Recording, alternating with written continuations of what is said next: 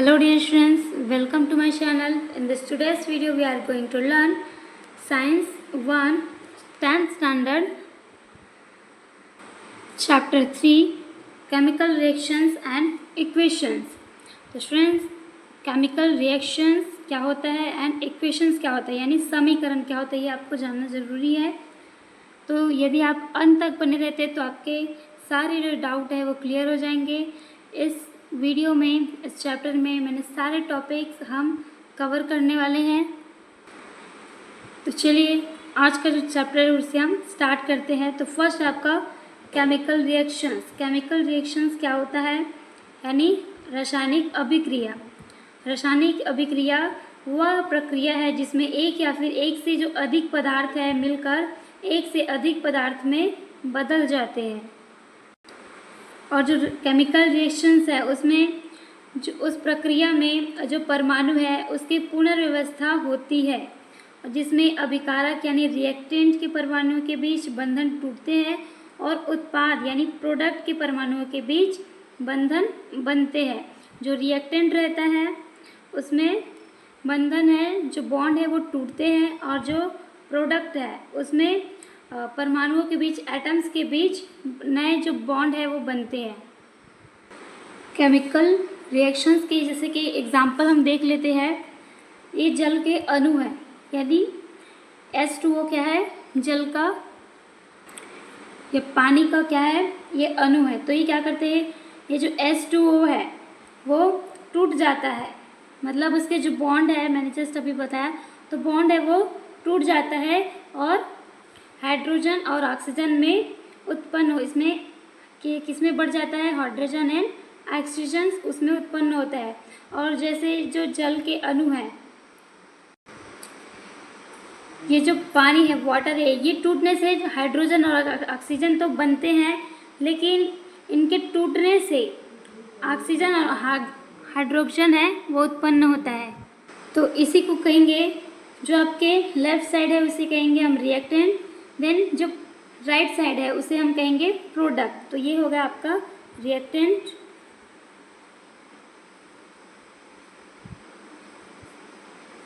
और इस तरफ जो रहेगा आपका लेफ्ट साइड ये पूरा कहलाएगा आपका प्रोडक्ट। तो ये हो गया आपका केमिकल रिएक्शंस जिसमें ये जो जल के अणु है वो टूटते हैं और न्यू प्रोडक्ट बनाते हैं। यहाँ पे जो बॉन्ड है वो बनते हैं। नेक्स्ट हम पढ़ते हैं chemical reaction. Some of the scientist of the 18th and 19th century carried out fundamental experiment on chemical reactions। यानी 18वीं और 19वीं शताब्दी में कुछ वैज्ञानिकों ने रासायनिक जो अभिक्रिया है उस पर मौलिक प्रयोग करे।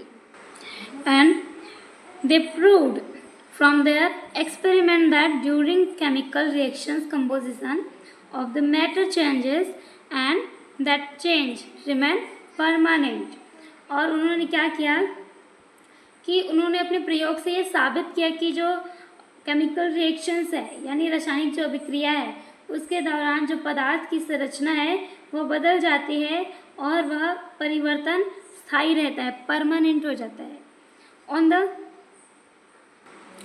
On the contrary, during physical change, only the state of matter changes and this change is often temporary in nature।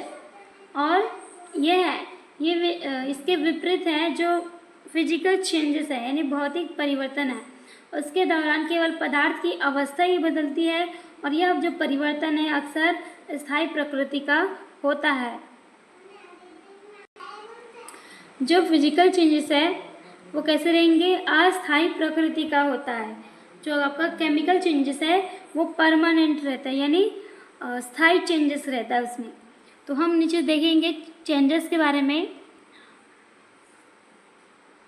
तो फर्स्ट है आपका identify physical and chemical changes from the phenomena given in the following table. Identify करना है आपको phenomena given in following table. ये जो आपको table दिया गया है, फिनोमेना आपको दिया गया है यानी घटना है वो आपको दिया गया है। इसमें से आपको कौन सा फिजिकल चेंजेस है कौन सा केमिकल चेंजेस है वो आपको बताना है।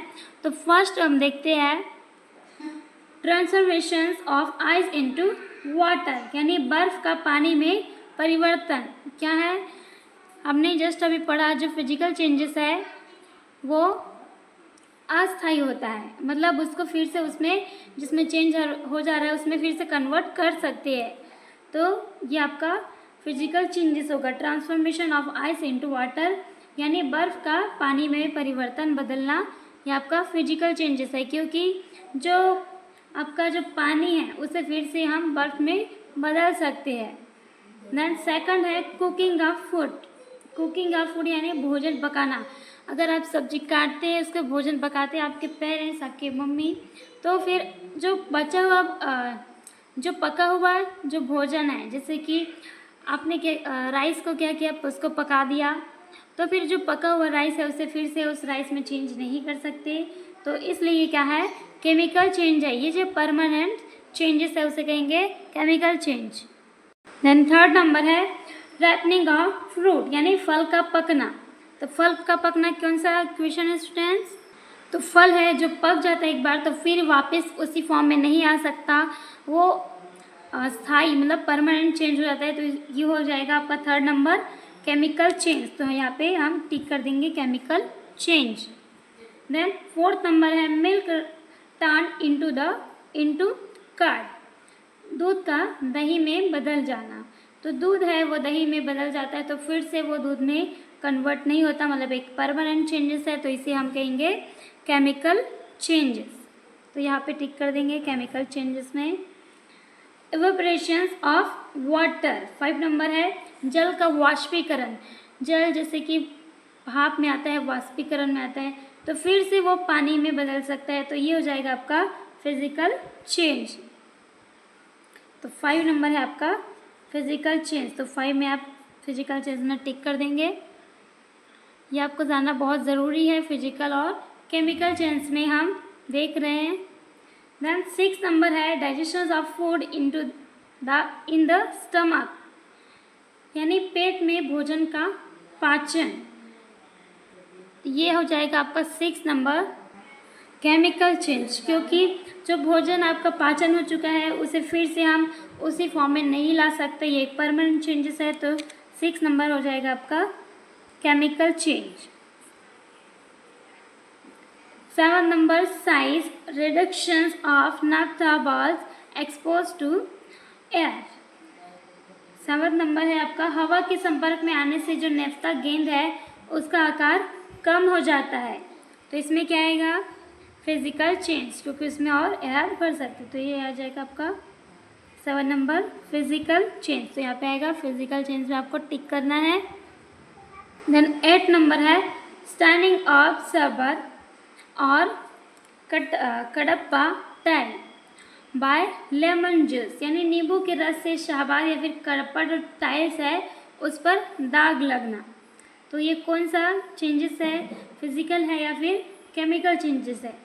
तो 8 नंबर आपका आएगा केमिकल चेंजेस। आप देख सकते हैं प्रयोग करके इसको, तो ये आएगा आपका केमिकल चेंजेस।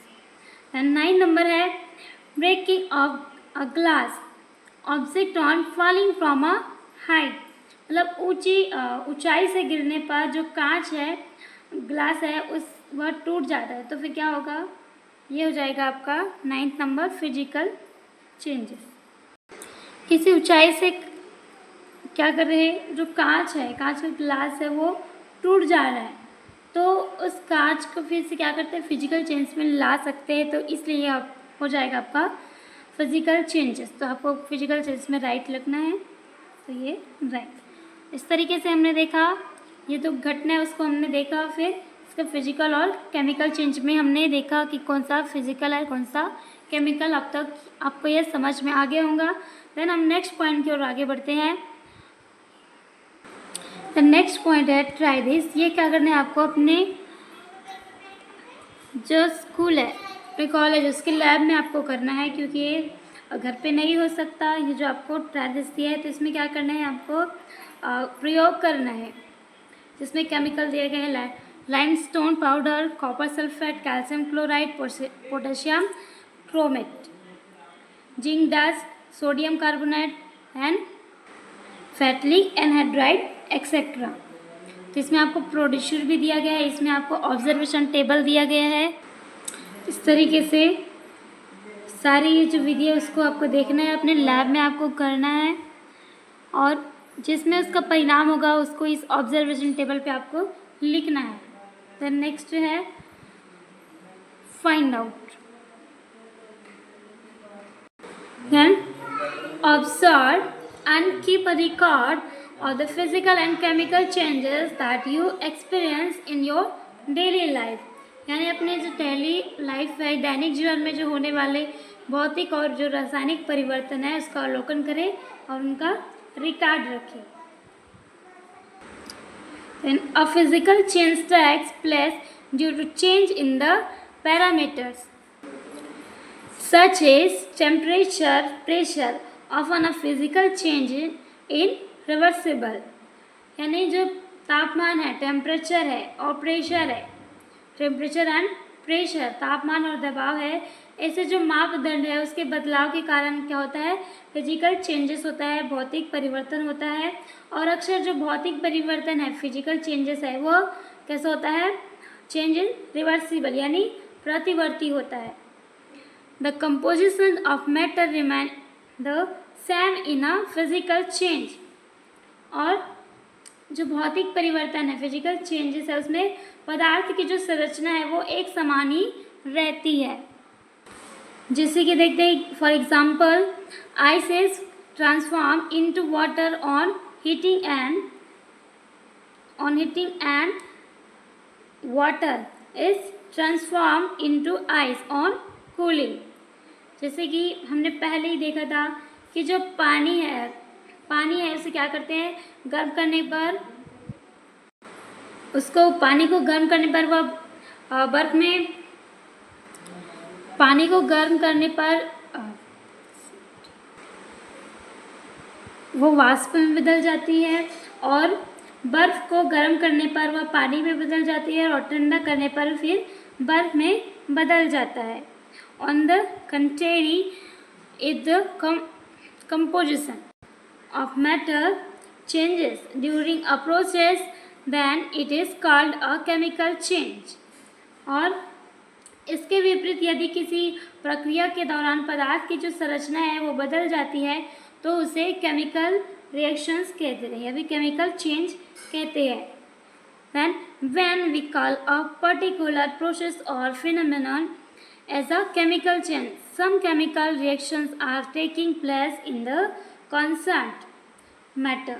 और जब हम किसी विशेष या फिर किसी विशेष रिएक्शंस प्रतिक्रिया को इस घटना या फिर रासायनिक परिवर्तन कहते हैं तो फिर जो संबंधित जो पदार्थ है वो कुछ रासायनिक प्रतिक्रियाएं हो रही होती है। हमने पहले देखा स्टूडेंट्स, जो बर्फ़ है उसे हम गर्म करेंगे तो वो पानी में बदल जाता है, जो पानी है उसे गर्म करेंगे तो फिर वो भाप में, इस तरीके से होता है। Then a chemical reaction is a process in which some substance undergo bond breaking and are transformed into a new substance by formation of new bond। Chemical reactions है वो एक ऐसी प्रोसेस है, ऐसी प्रक्रिया है जिसमें पदार्थ है वो बंधनों को तोड़ते हैं यानी बॉन्ड को तोड़ते हैं और नए बॉन्ड के साथ निर्माण करते हैं, फॉर्मेशन में नए पदार्थ में बदल जाते हैं। जो केमिकल रिएक्शंस है, पहले जैसे बताया स्टूडेंट्स आपको, केमिकल रिएक्शंस में ये बॉन्ड है वो टूटते हैं और प्रोडक्ट में नए बॉन्ड बनते हैं। एंड जो रासायनिक जो अभिक्रिया है उसमें भाग लेने वाले जो पदार्थ होते हैं उसे कहेंगे हम रिएक्टेंट, और जो पदार्थ बनते हैं उसे कहेंगे प्रोडक्ट यानी उत्पाद।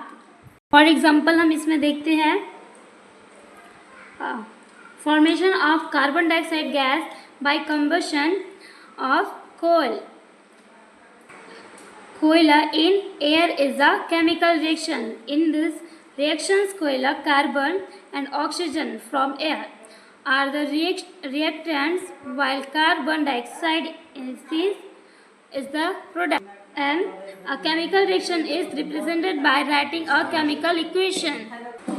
हवा में जो कोयला है उसके दहन से कार्बन डाइऑक्साइड गैस का बनना एक केमिकल रिएक्शन है, रासायनिक अभिक्रिया है, और इस अभिक्रिया में क्या होता है, उत्पाद होता है। जो केमिकल रिएक्शंस है, अ chemical reaction is presented by writing a chemical equation. रासायनिक अभिक्रिया को रासायनिक समीकरण लिखकर दर्शाया जाता है या फिर प्रदर्शित किया जाता है। ये एक केमिकल रिएक्शंस है, इसे हम क्या करेंगे, क्या करते हैं, इसको हम जैसे कि बोल रहे हैं उसे क्या करते हैं कि इसको जो लिखे इसको इक्वेशन बोलते हैं, केमिकल इक्वेशन है, इसी तरीके से इसको प्रदर्शित किया जाता है। केमिकल रिएक्शंस है उसे हम पढ़ते हैं तो उसे इक्वेशन के फॉर्म में इस तरीके से लिखा जाता है। देन हम देखेंगे, आप केमिकल रिएक्शन देख लेंगे, आप देखेंगे केमिकल इक्वेशंस यानी रासायनिक समीकरण। Let us first look at a chemical reaction. A colorless solution of zinc sulfate and is formed on addition of zinc dust to the blue solution of copper sulfate. This chemical reactions can be written or brief as follows. यहाँ पे chemical equations दिया गया है, इस पर हम देखते हैं aqua solution of copper sulphate. Aqua solution मतलब होता है जलीय घोल plus zinc dust. Aqua solution of zinc sulphate plus copper, ये हो गया आपका फर्स्ट इक्वेशन। अब इसे क्या करना है हमको, ये क्या है, रिएक्शंस है और इसे इक्वेशंस में लिखना है यानी समीकरण में कैसे लिखते हैं वो आपको देखना है। And this simple way representing a chemical reaction in words is called a word equation. Chemical equation होता है तो फर्स्ट इसे हम वर्ड में भी लिख सकते हैं इस तरीके से, फिर इसे इस तरीके से लिख सकते हैं, यानी वर्ड और केमिकल इक्वेशन है उसे हम दो तरीके से लिख सकते हैं। फर्स्ट आपका वर्ड फॉर्म में, देन है सेकंड है आपका मॉलिक्यूलर फॉर्म में। तो फर्स्ट हमने क्या लिखा है, aqua solution of copper sulphate, यानी ये है कॉपर सल्फेट और ये एक्वा सॉल्यूशन है यानी जलीय घोल है। देन क्या करेंगे, इसे हम फर्स्ट लिखे इसको केमिकल इक्वेशंस को वर्ड फॉर्म में इस तरीके से लिखते हैं। देन जो मॉलिक्यूलर फॉर्म है यानी इसे हम फार्मूला में लिखेंगे तो इस तरीके से लिखेंगे। A word equations can be written in a further condensed form by using chemical formula as follows. इस तरीके से हम लिखेंगे copper sulphate plus zinc, then zinc sulphate plus copper, ये आपका इक्वेशन 2। और यहाँ पे जो इक्वेशन है वो क्या बता रहा है कि जो कॉपर सल्फेट है उससे क्या करेंगे, कॉपर सल्फेट के नीले घोल में जिंक का ये डस्ट मिलाएंगे, जिंक डस्ट उस पर मिला देते हैं तो क्या बन जाएगा, ये जिंक सल्फेट बन जाएगा और ये क्या होगा, एक रंगीन घोल बन जाता है। तो पहले जलीय घोल था तो वो एक रंगीन घोल बन जाता है। फिर देखते हैं next, the representations of a chemical reaction in a condensed form using chemical formula is called as chemical equations. यानी जो रासायनिक सूत्र का इसमें रासायनिक जो फार्मूला है उसका उपयोग करके इसमें अभिक्रिया यानी रिएक्शंस किया गया है, जिसमें इस तरीके से दर्शाया गया, इसे हम कहेंगे chemical equations. In the above equations copper sulphate and zinc are the reactant. यहाँ पे इस तरफ जो आपके लेफ्ट साइड है वो कॉपर सल्फेट और जिंक है वो रिएक्टेंट कहलाते हैं, मतलब अभिकारक कहलाते हैं। They react with each other to form copper particles and a solution of the colorless zinc sulfate as the product having totally different properties। और इसमें जो राइट साइड है, लेफ्ट साइड हो गया आपका रिएक्टेंट, जितना भी रहेगा आपका लेफ्ट साइड जो ये एरो का निशान है उसके लेफ्ट साइड रहेगा वो रिएक्टेंट कहलाएगा इतना पूरा, और इस तरफ जो रहेगा वो आपका कहलाएगा product.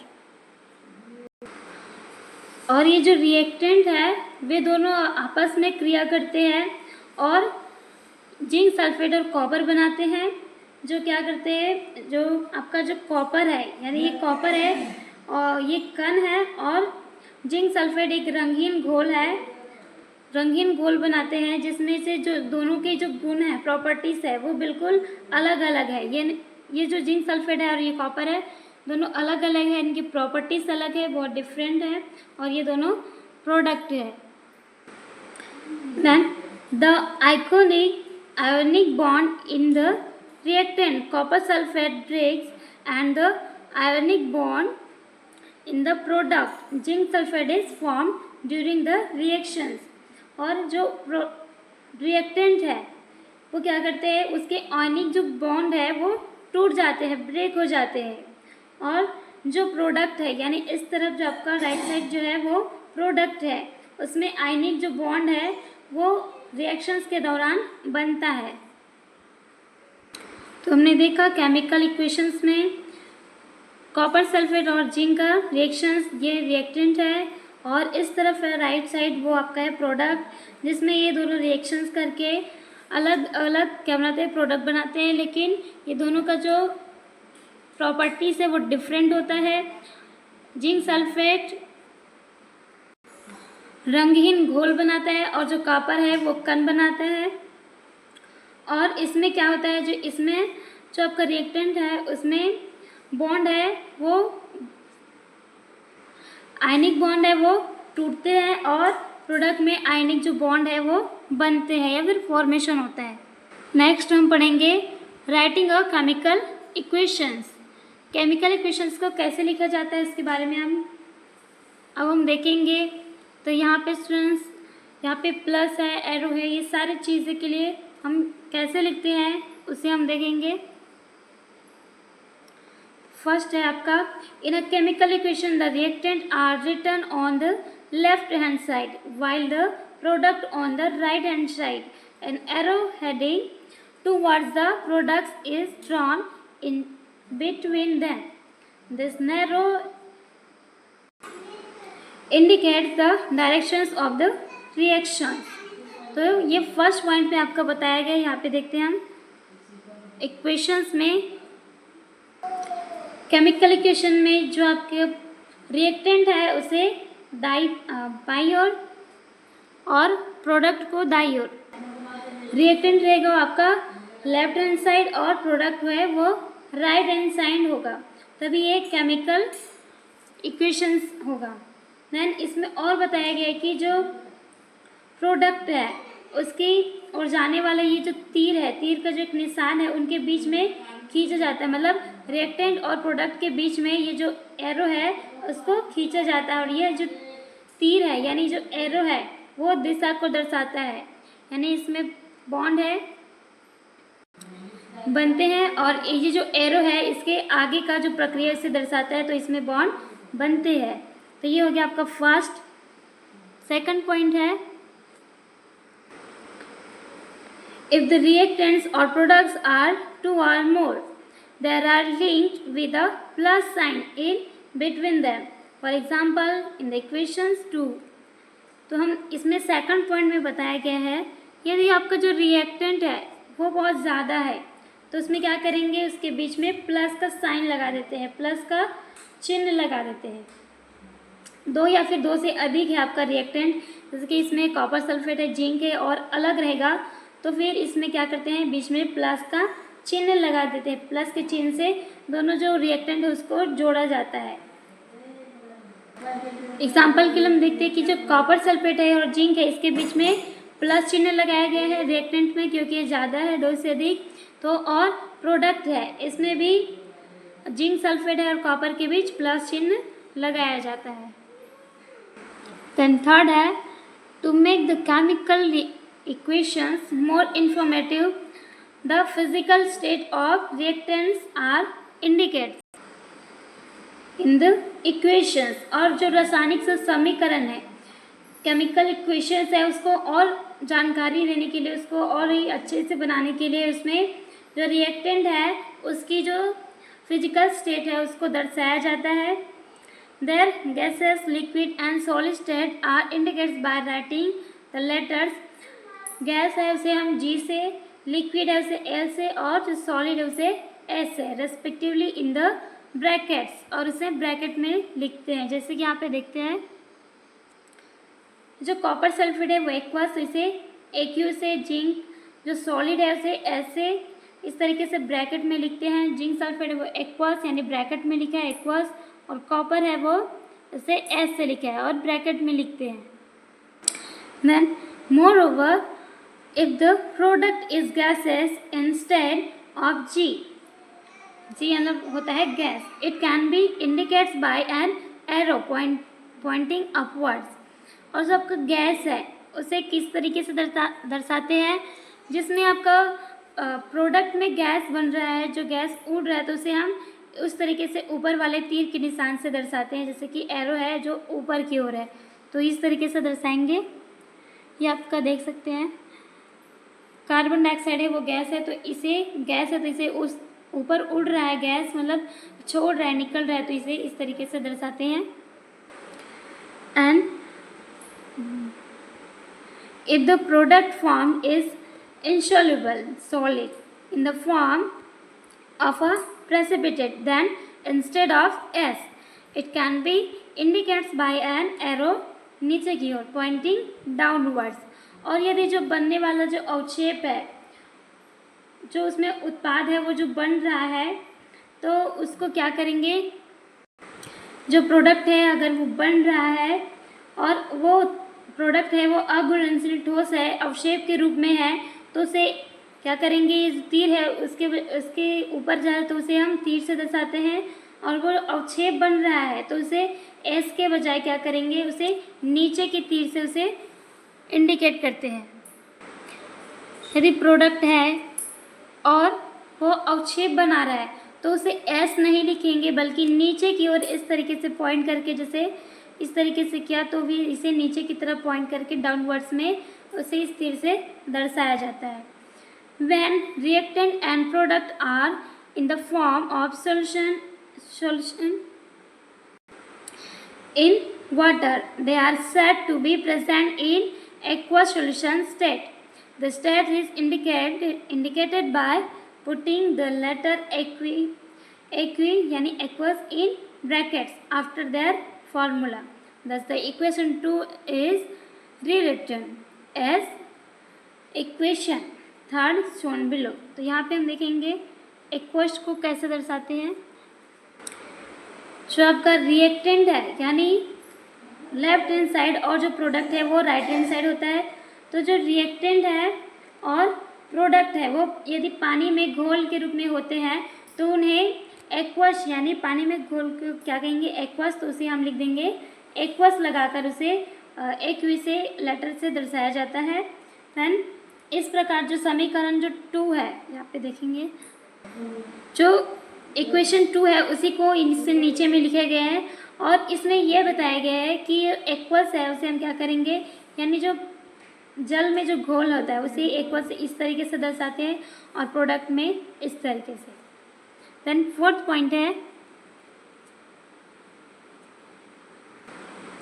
when heat is to be given from outside to bring out a reaction, it is indicated by the sign delta written above the arrow that indicates the directions of the reactions.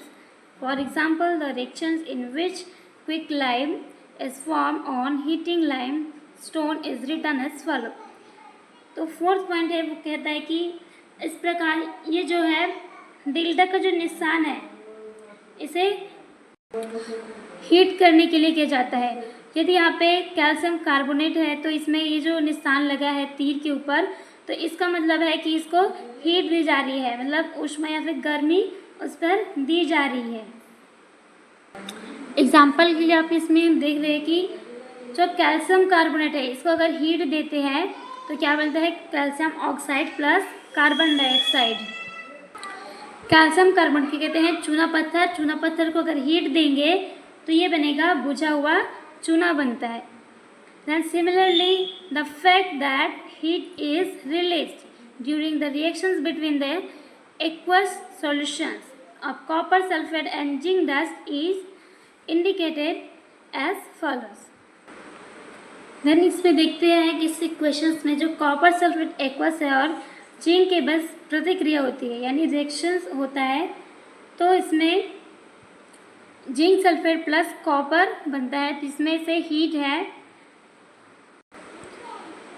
Copper sulphate और zinc dust के बीच जो घोल बनता है उसमें से zinc sulphate plus copper है, उसमें से ये उष्मा है वो बाहर निकलती है, उष्मा निकलती है, तो इसे हम इस तरीके से दर्शाते हैं, उष्मा निकली तो इसे हम हीट लिख सकते हैं। Then 5 point, it is necessary to fulfil certain conditions like specific temperature, pressures, catalyst, etc. to bring about some reactions. These conditions are indicated below or above the arrow indicating the directions of the reactions. और जो कुछ है जो अभिक्रिया है reactions है उसको करने के लिए कुछ शर्तें जैसे कि टेम्परेचर, प्रेशर और कैटलिस्ट यानी प्रेरक, इन चीज़ों को पूर्ण करना आवश्यक होता है, बहुत ज़रूरी होता है। टू ब्रिंग ये जो चीज़ें हैं उनको पूरा करना बहुत ही आवश्यक होता है इस इक्वेशंस में, इस रिएक्शंस में। This condition are indicated below और above the arrow indicating the direction of the reactions। और इन शर्तों को, इन जो कंडीशंस है उसको अभिक्रिया की जो दिशा है उसको इंगित करने के लिए ऊपर या फिर नीचे की तीर से दर्शाया जाता है। और स्टूडेंट्स, यदि आप इसे अच्छे से समझते हैं, इस चैप्टर को अंत तक बने रहते हैं, तो आपको सारे डाउट क्लियर हो जाएंगे और आपको ईजिली सारे पॉइंट टू पॉइंट आपको समझ में आ जाएगा। और इस चैप्टर के अंदर जितने भी क्वेश्चंस बनेंगे उस क्वेश्चंस को आप इजीली, सारे क्वेश्चंस को आप सॉल्व कर सकते हो। एग्जाम्पल के लिए देखते हैं वेजिटेबल ऑयल, जिसे एल से, यानी ये लिक्विड है तो इसे एल से दर्शाते हैं। देन प्लस H2 यानी ये गैस है, तो इसमें क्या है, कैटलिस्ट है, उत्प्रेरक है, और उत्प्रेरक क्या है, निकिल है। तो इसकी उपस्थिति में ये क्या करता है, वनस्पति घी बनाता है। Vegetables oil plus H2 gas, H2 gas है वो निकिल कैटलिस्ट यानी निकिल जो उत्प्रेरक है उसकी उपस्थिति में वनस्पति घी है उसे बनता है। और जो निकिल कैटलिस्ट है वो इसमें 60 डिग्री सेल्सियस के उपस्थिति में ये सारी चीज़ें लिखना ज़रूरी होता है। जो कैटलिस्ट होता है वो क्या करता है, यदि आप एक कैटलिस्ट नहीं होगा तो फिर वनस्पति जो घी है वो नहीं बन सकता। तो कैटलिस्ट होता है वो एक भड़काने का काम करता है, या फिर एक कैटलिस्ट है वो ज़रूरी होता है, निकिल कैटलिस्ट, जिसकी उपस्थिति में क्या बनता है, वनस्पति घी बनता है। अगर ये कैटलिस्ट नहीं होगा तो फिर ये वनस्पति घी नहीं बन सकता। तो कुछ चीज़ के लिए कैटलिस्ट या फिर प्रेशर है, टेम्परेचर है, ये ज़रूरी हो जाता है।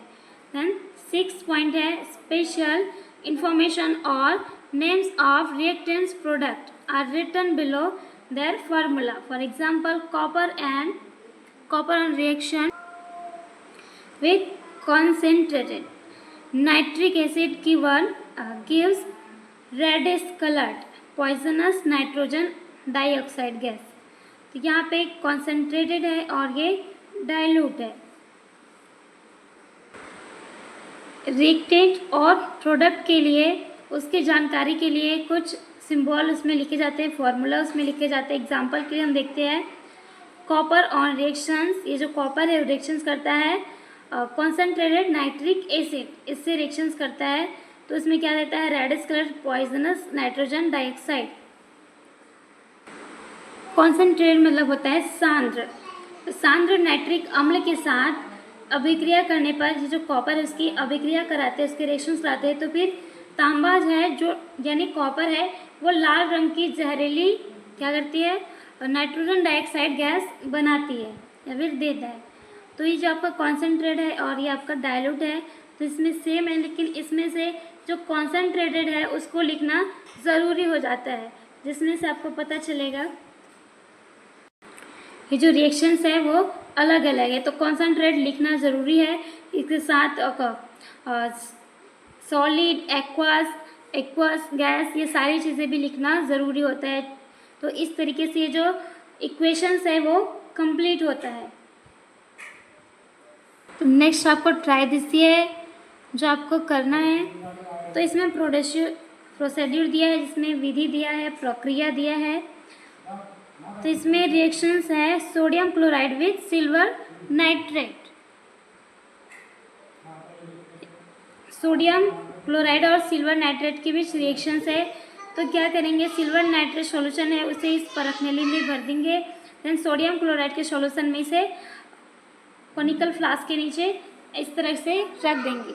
और इस सॉल्यूशंस को इस तरीके से रखने से क्या करना है, उसको एक तराजू है जो इलेक्ट्रिक काट है उस पर क्या करेंगे, रखेंगे। तो इसका जो वेट है वो क्या है, सेम है, यहाँ पे देखेंगे तो 300.23 जी है, मतलब ग्राम है। देन इसका भी जब इसे अलग कर दिए, इसको निकाल दिया गया, तो फिर भी इसमें अलग सॉल्यूशन है, लेकिन इसका भी जो वेट है वो सेम है, इसके पहले वाले जितना सेम है।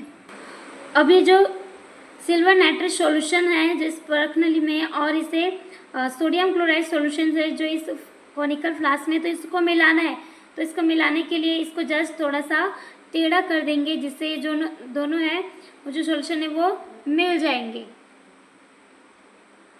तो यदि आप इसने दोनों सॉल्यूशंस को मिलाया इसे नीचे झुकाकर, तो इसमें क्या बदलाव दिखे, या फिर कोई अघुलनशील इसमें कोई पदार्थ बना, या फिर वजन में कोई परिवर्तन आया, कोई चेंज हुआ, या आपको नोट करना है। तो यहाँ पे देखते हैं इसमें कि ये क्या है, इसके वजन में कोई भी चेंज नहीं हुआ है, कोई भी परिवर्तन नहीं हुआ, इसके बैलेंस में कोई परिवर्तन नहीं हुआ।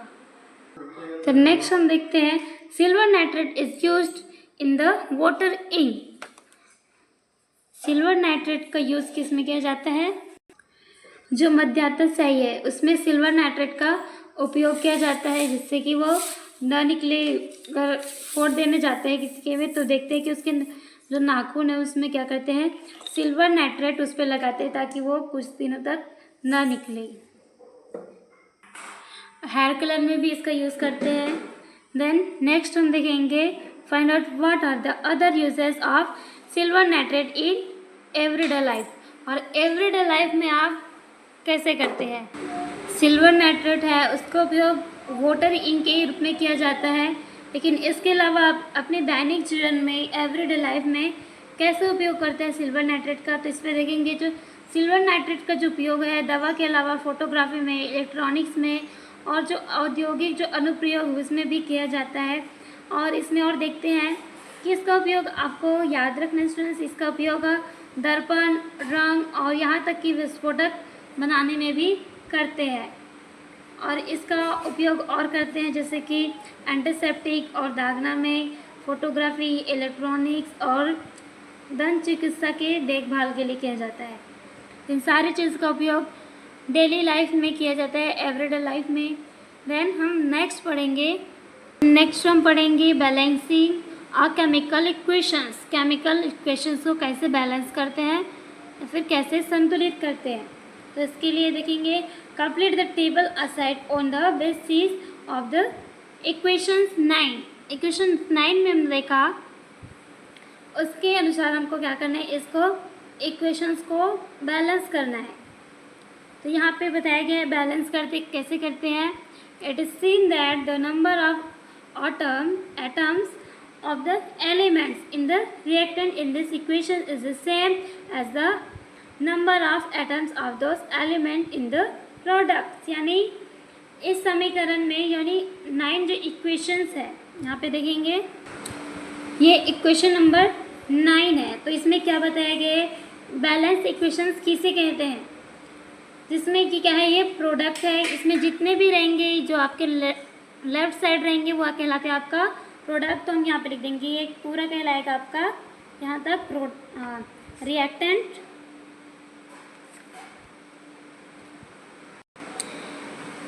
Left hand side reactant, then इस तरफ रहेगा जो राइट हैंड साइड रहेगा वो आपका कहलाता है प्रोडक्ट। तो ये है इक्वेशन नंबर 9। तो बैलेंस इक्वेशंस किसे कहते हैं, तो जो आपका रिएक्टेंट साइड रहेगा इसमें तत्वों की यानी जो एलिमेंट्स है उसके एटम्स की संख्या और जो प्रोडक्ट है उसमें एलिमेंट्स है उनकी संख्या के समान होना चाहिए। इस तरफ जितने भी एलिमेंट्स है यानी इसमें जितने भी तत्व है उसके जो एटम्स है ये सब एटम्स उसको जितना भी रहेगा, जैसे कि इधर है मान लो जिसने लिख देते हैं यहाँ पे 2 है, पूरे नंबर ऑफ एटम्स, एक ही एटम्स नहीं बल्कि पूरे जो एलिमेंट्स है उसके एटम्स को गिनकर उसको काउंट करके लिखना है यहाँ पे। जैसे कि हम लिखते हैं, मान लीजिए कि हमने 2 लिख दिया और यहाँ भी है जैसे कि यहाँ भी इधर 2 रहेगा, जो रिएक्टेंट और प्रोडक्ट रहेगा जो सेम रहेगा तो फिर इसे ही कहेंगे हम बैलेंस्ड इक्वेशंस। और यदि ये जो दोनों पक्ष है यानी रिएक्टेंट है और प्रोडक्ट है इनके जो एलिमेंट्स है और उसके जो संख्या है वो समान नहीं है, पूरे एलिमेंट्स को काउंट करके जितना भी इसमें एटम्स रहेंगे, नंबर ऑफ एटम्स आयन जितने भी रहेंगे उसके हम काउंट करेंगे उतना इस तरफ भी रहेगा तो फिर वो कहलाएगा बैलेंस इक्वेशंस। और उसमें काउंट यानी नंबर सेम नहीं रहेगा तो कहलाता है अनबैलेंस्ड इक्वेशंस यानी असंतुलित समीकरण कहा जाता है। तो हम इसमें देख रहे हैं बैलेंस समीकरण। तो इसमें क्या करना है आपको, इस जो इक्वेशन नंबर 9 है इसमें बैलेंस इक्वेशंस आपको निकालना है। तो हमने लिखी है 9 इक्वेशन नंबर 9। तो हम देखेंगे फर्स्ट क्या है, ए जी है यानी इसमें क्या है, इसमें कुछ नहीं तो इसमें हम लिखेंगे 1 लिखेंगे तो हमने लिख दिया। यहाँ पे रिएक्टेंट की तरफ ये रहेगा, पूरा रिएक्टेंट रहेगा और इस तरफ करेगा प्रोडक्ट। तो इसमें हम देखेंगे तो फर्स्ट क्या है आपका ए जी है तो इसमें क्या है 1 एटम है तो हम आप लिख देंगे 1, कुछ नहीं तो इसे हम 1 मान लेते हैं। और एन है तो एन में कुछ नहीं तो यहाँ पे भी 1 लिखते हैं हम। फर्स्ट क्या करेंगे स्टूडेंट्स, फर्स्ट हम रिएक्टेंट को काउंट करेंगे कितने उसमें एलिमेंट्स है। एलिमेंट्स को फर्स्ट हम इस तरीके से लिख देंगे, जैसे कि फर्स्ट क्या है ए जी है तो हम यहाँ पे ए जी लिखेंगे, फिर क्या है एन है तो उसके नीचे एन, फिर ओ है तो यहाँ पे लिखेंगे ओ, फिर क्या है ये इस तरफ का है, ये बस रिएक्टेंट नहीं है बल्कि जो आपका लेफ्ट हैंड साइड है जितना भी उसमें एलिमेंट्स है एटम्स है वह कहलाएगा आपका रिएक्टेंट। और जो आपका राइट हैंड साइड रहेगा वो कहलाता है प्रोडक्ट। उसमें जितने भी एलिमेंट्स है, एलिमेंट्स क्या है A G C L N A N O 3 O, ये सब क्या है एलिमेंट्स है। और इसमें जो ये है सी क्या है एटम है, इसके नीचे है वो क्या है वो एटम है। तो उसी को काउंट करना है, एटम को एलिमेंट्स को लिखना है इस तरीके से। फिर एन ए भी लिखेंगे हम, यहाँ पे एन ए लिखे, फिर लिखेंगे हम सी एल, लास्ट क्या है सी एल तो हम यहाँ पे सी एल भी लिख देंगे। तो हमने क्या किया, फर्स्ट आपको लिख लेना है एलिमेंट्स के नाम, यहाँ पे एलिमेंट्स को हमने लिख लिया। फिर इसमें एटम को लिखेंगे कितना एटम है तो ए जी में कुछ नहीं तो हम लिखेंगे वन एटम, एन में लिखेंगे 1 एटम, फिर ओ में कितने हैं नंबर्स ऑफ एटम 3rd है मतलब 3 है तो हम लिखेंगे यहाँ पे 3, फिर एन ए में 1 और सी एल में भी 1 लिखेंगे। फिर इस तरफ का देखेंगे, इस तरफ को हमने काउंट कर लिया, लिख लिया यहाँ पे एलिमेंट्स और एटम को। तो यहाँ पे लिखेंगे ए जी है तो ये ए जी 1 है तो हमने लिख दिया ए जी 1, सी एल है तो सी एल यानी क्लोरीन कितना है इसमें कुछ नहीं तो इसमें 1 लिखेंगे तो क्लोरीन को लिख दिया हमने 1 नंबर ऑफ 1। फिर क्या है एन ए है तो यहाँ पे क्या लिखेंगे एन ए कितना है 1 तो इसमें कुछ नहीं तो हम लिख दिया 1, रिएक्टेंट साइड लिख दिया 1। फिर क्या है एन है तो एन कितना है 1 है तो हम लिख दिया 1, फिर ओ कितना है 3 है यानी ऑक्सीजन कितना है 3 तो हम लिख दिया ऑक्सीजन 3। तो यहाँ पे देखते हैं कि जो इक्वेशन है, इक्वेशंस कैसा है ए जी है यानी सिल्वर है वो क्या है 1 है, फिर जो नाइट्रोजन है फिर वो दोनों सेम है, ऑक्सीजन 3 है तो इधर भी 3 है तो हम लिख दे 3। फिर जो सोडियम है वो क्या है 1 है, दोनों साइड 1 है, देन इसमें भी 1 है तो हम लिख दिया 1। क्लोरीन भी 1 है तो इस तरफ भी 1 है तो हम लिख दिया 1। तो ये हो जाएगा आपका, इसमें सारे जो प्रोडक्ट्स है नंबर ऑफ एटम्स है वो नंबर ऑफ जो आपका प्रोडक्ट है उधर का एटम आपका समान है, इक्वल है, तो ये कहलाएगा आपका बैलेंस इक्वेशन। अगर स्टूडेंट्स यहाँ पे अगर कुछ अलग दिया रहता तो उसको इक्वेशंस को आपको बैलेंस करना है। तो चलिए ये हो गया आपका बैलेंस इक्वेशन यानी संतुलित समीकरण। तो ये जो इक्वेशंस है वो ऑलरेडी बैलेंस्ड है तो इसे हम कहेंगे बैलेंस्ड इक्वेशंस। ये बैलेंस्ड इक्वेशन है तो इसे आप लिख सकते हैं the number of atoms for its elements is already क्या है the same on both side, यानी दोनों साइड जो एटम्स है उसके नंबर सेम है यानी समान है। तो ये क्या है ऑलरेडी क्या है बैलेंस इक्वेशंस है। अगर ये अलग अलग रहता नंबर्स, जैसे कि यहाँ पे 3 है यहाँ पे 2 अलग अलग रहता तो इसे हम बैलेंस करते। तो ये क्या है ऑलरेडी बैलेंस इक्वेशंस है। अब स्टूडेंट्स आपको क्या करना है, जो इक्वेशंस बैलेंस नहीं है उसको आपको बैलेंस करना है। Steps in balancing a chemical reaction, मतलब जो संतुलित जो समीकरण है उसके स्टेप्स है।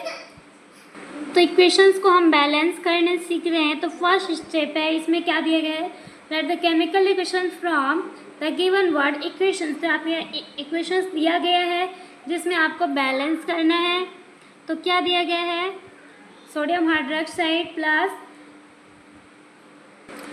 सल्फ्यूरिक एसिड, देन एरो है, फिर है आपका सोडियम सल्फेट है, देन वाटर है यानी जल है। तो इसको करना है आपको बैलेंस इक्वेशंस। तो इसके लिए स्टेप दिया गया है तो इसे आप ध्यान से देखिए। यदि आप समझते हैं तो आपको इसलिए आप अच्छे से समझ आएगा। यदि आप ध्यान से और अंत तक बने रहते तो आपके सारे डाउट आपके क्लियर हो जाएंगे और किस तरीके से आपको केमिकल को बैलेंस करना है, केमिकल रिएक्शंस को संतुलित करना है, वो आप इजीली सीख पाएंगे। तो फर्स्ट क्या करना है स्टूडेंट्स, आपको इक्वेशंस को लिख लेना है। तो फर्स्ट क्या है, ये इक्वेशंस है sodium hydroxide plus sulphuric acid. तो हम लिखेंगे इक्वेशंस नंबर 10 को, सोडियम NaOH लिखेंगे, सोडियम हाइड्रोक्साइड प्लस H2SO4 लिख लिए। पूरा लिखना है आपको कंप्लीटली। हमने लिख लिया लेफ्ट हैंड साइड, अब लिखेंगे हम right hand side. Right hand side हम लिखेंगे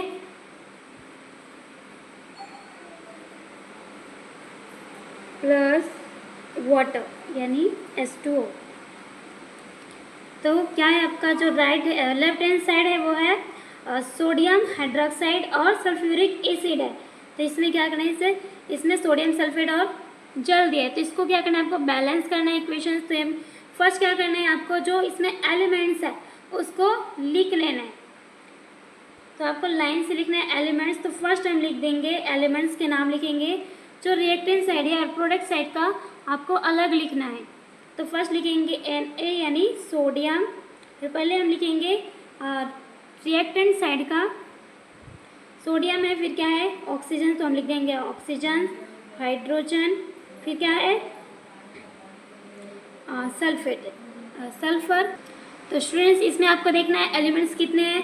तो यहाँ पे फिर से हाइड्रोजन दिए तो फिर से और नीचे में और नहीं लिखना है, और सल्फर लिखेंगे, फिर ऑक्सीजन यहाँ पे दिया है तो और डबल से ऑक्सीजन ऑक्सीजन ऐसा आपको नहीं लिखना है। तो एक ही बार लिखना है, एक ही एलिमेंट्स को, फिर उसके एटम्स को काउंट करेंगे। तो इतना हमने कर लिया। फिर लिखेंगे हम क्या बचा, अब सल्फर बचा तो हम लिख देंगे यहाँ पे सल्फर। तो इतना लिख दिया। फिर आप कितने कितने उस पर एटम्स है उसको हम लिखेंगे। तो सोडियम में कितने हैं, 1 है, कुछ नहीं तो हम लिख देंगे यहाँ पे रिएक्टेंट में 1। कितना है सोडियम में 1 लिखेंगे। फिर जो आपका ऑक्सीजन है तो यहाँ पे एक ही ऑक्सीजन है, यहाँ पे 4 है, तो नंबर ऑफ ऑक्सीजन कितने होंगे 5, तो यहाँ पे लिख देंगे 5।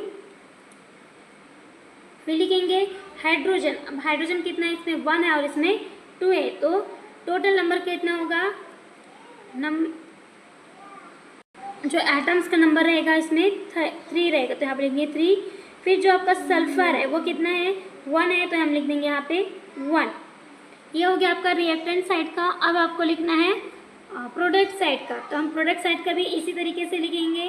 तो इसका हम बीच में से कर देते हैं, लाइन गिरा देते हैं। फिर लिखेंगे सोडियम कितना है यहाँ पे, तो हम लिख देंगे सोडियम कितना है 2, तो यहाँ पे लिख देंगे 2।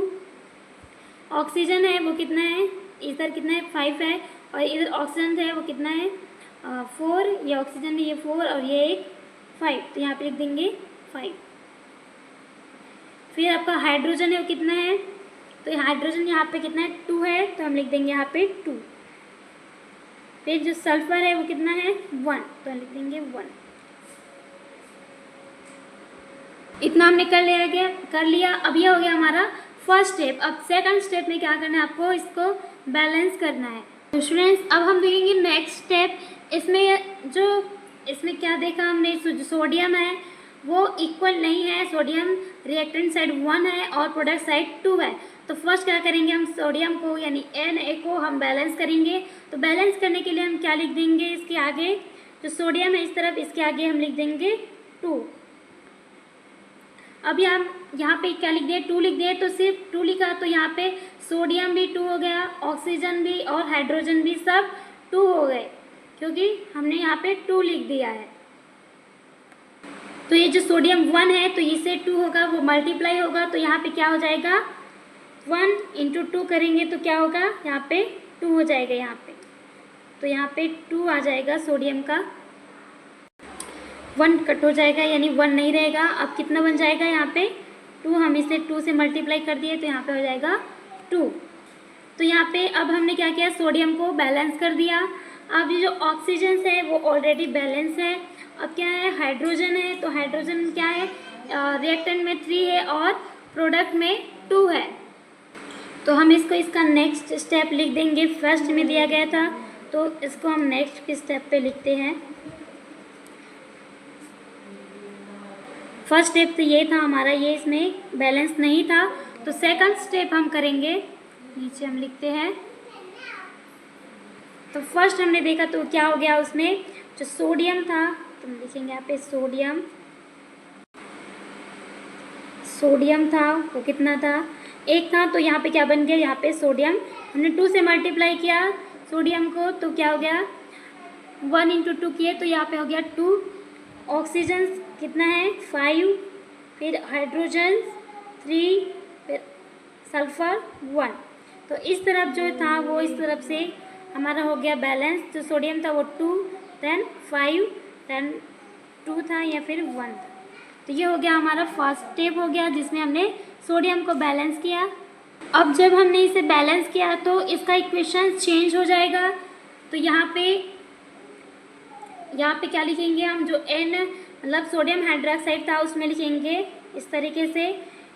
इसमें इक्वेशन जो बैलेंस था वो चेंज हो गया, इसमें 2 आ गया, ये दोनों इक्वेशन सेम हो गया। तो क्या लिखेंगे यहाँ पे, जैसे कि यहाँ पे लिख देंगे। फर्स्ट बताते हैं आपको, sodium hydroxide plus sulphuric acid था H2SO4 था, देन एरो था, फिर Na2SO4 प्लस वाटर, इतना था। तो यहाँ पे ये जो इक्वेशन चेंज हो गया, यानी ये जो हमने बैलेंस कर दिया। तो ये अभी इसको हम इक्वेशंस को पहले जैसा था उस तरीके से नहीं लिखेंगे, बल्कि यहाँ पे 2 आ जाएगा और इस इक्वेशंस को इस तरीके से लिखेंगे। जो इक्वेशंस है इसका बैलेंसिंग रहेगा इस तरीके से।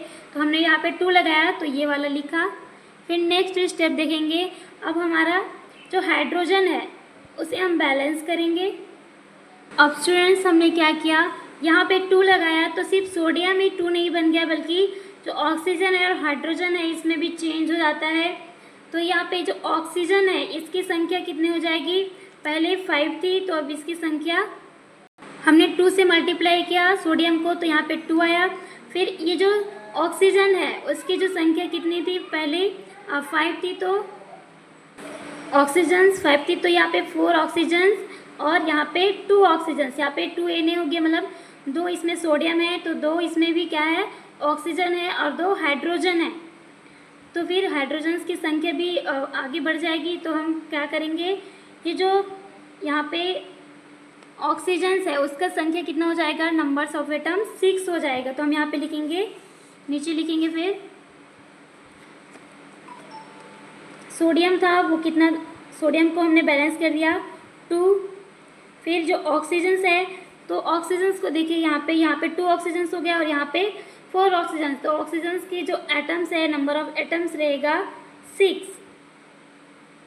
फिर जो आपका हाइड्रोजन था वो हो जाएगा आपका हाइड्रोजन, जैसे कि सोडियम 2 बढ़ा तो फिर क्या हो जाएगा, ऑक्सीजन भी 2 हो जाएगा और हाइड्रोजन भी 2 हो जाएगा। तो यहाँ पे 2 हाइड्रोजन और यहाँ पे 2 हाइड्रोजन, तो यहाँ पे आ जाएगा 4। देन क्या बचा आपका सल्फर, तो सल्फर कितना है 1 है तो हम लिख देंगे यहाँ पे 1 लिख देंगे। फिर हम रिएक्टेंट साइड लिखेंगे तो रिएक्टेंट साइड जो सोडियम है वो कितना है, हमने पहले ही इसको बैलेंस कर दिया है। फिर जो ऑक्सीजन्स है उस ऑक्सीजन्स की संख्या कितनी है, यहाँ पे अभी भी 5 है, यहाँ पे 4 है और यहाँ पे 1 है, तो ऑक्सीजन्स के जो नंबर ऑफ एटम्स है वो 5। देन जो हाइड्रोजन है तो हाइड्रोजन यहाँ पे कितना था, हमने देखा कितना था, यहाँ पे 2 था। रिएक्टेंट साइड हम देख रहे हैं, अब आपको प्रोडक्ट साइड देख रहे हैं, रिएक्टेंट साइड नहीं देखना है। रिएक्टेंट साइड को हमने कर लिया, तो फिर अब करेंगे हम प्रोडक्ट साइड को। तो प्रोडक्ट साइड हम देखेंगे जो हाइड्रोजन था वो 2 था, तो यहाँ पे लिख देंगे हम 2। फिर जो आपका सल्फर था वो 1 था, तो यहाँ पे लिखेंगे प्रोडक्ट साइड 1। तो यहाँ पे हमने लिख दिया, यहाँ पे जितना भी है उसको हमने यहाँ पे शो किया है। यहाँ पे सोडियम को 2 लिखा और जो आपका ऑक्सीजन है उसे हमने लिखा 5, क्योंकि यहाँ पे 5 है एटम्स जो ऑक्सीजन के। फिर आपका हाइड्रोजन है वो यहाँ पे कितना है, 2 है, तो हम लिख दिया यहाँ पे 2। फिर जो सल्फर है वो 1 लिख दिया। ये आपका हो गया प्रोडक्ट साइड का। अब क्या करना है आपको, ये जो सोडियम है वो बैलेंस हो गया, अब जो ऑक्सीजन है वो बैलेंस, यहाँ पे 6 हो गया और यहाँ पे 5 हो गया, और ये आपका हाइड्रोजन है वो भी बैलेंस नहीं है। तो फर्स्ट क्या करेंगे, जो हाइड्रोजन है जो कम संख्या है जिसमें क्या है 4 और 2 है, तो इसे हम फर्स्ट बैलेंस करेंगे। और हम इक्वेशंस को बैलेंस कर रहे थे, अब हम देखेंगे यहाँ पे हाइड्रोजन है वो 2 है, तो क्या करेंगे यहाँ पे 2 ऐड कर देंगे, जिससे ये ऑक्सीजन है हाइड्रोजन है वो 2 से मल्टीप्लाई हो जाएगा। और इस तरीके से हम करेंगे तो यहाँ पे 2 मल्टीप्लाई 2 करेंगे तो क्या बन जाएगा, 4 बन जाएगा ये। तो यहाँ पे हो जाएगा टोटल 4 हाइड्रोजन। तो हम यहाँ पे लिख देंगे हाइड्रोजन की संख्या कितनी हो जाएगी, 4, तो हम लिख देंगे। अभी आपका हाइड्रोजन था वो बैलेंस्ड हो गया है ये इक्वेशन। देन हाइड्रोजन को कर लिया हमने, अब बचा है अब ऑक्सीजन को करेंगे। यहाँ पे हमने 2 लिखा, तो ये जो 2 है वो सिर्फ हाइड्रोजन के लिए नहीं बल्कि ऑक्सीजन के लिए भी होगा। तो यहाँ पे ऑक्सीजन भी यहाँ पे 2 हो गया, तो यहाँ पे 4 ऑक्सीजन था और यहाँ पे 2 ऑक्सीजन हो गया, तो फिर क्या हो जाएगा यहाँ पे 4 + 2 यानी कितना हो जाएगा 6। तो यह ऑक्सीजन भी आपका 6 हो जाएगा। अब हमारा इक्वेशन है वो बिल्कुल बैलेंस्ड हो गया है। तो इसका लास्ट इक्वेशंस रहेगा ये, हमने बैलेंस करना सीखा।